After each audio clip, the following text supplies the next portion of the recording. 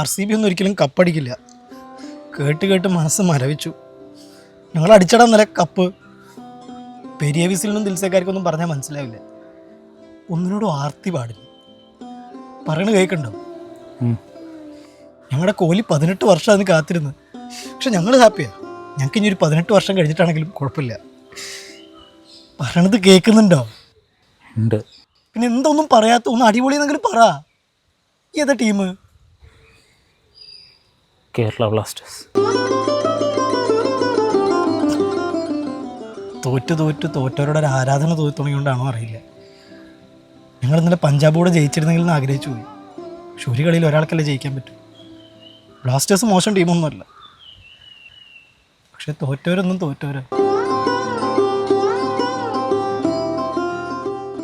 കഴിഞ്ഞ ദിവസം RCB കപ്പടിച്ച പെണ്ണ് സെറ്റാക്കുന്നല്ലേ പറഞ്ഞേ? ഇത് സെറ്റാക്കിയോ? എടാ കൊമ്പൻ്റെ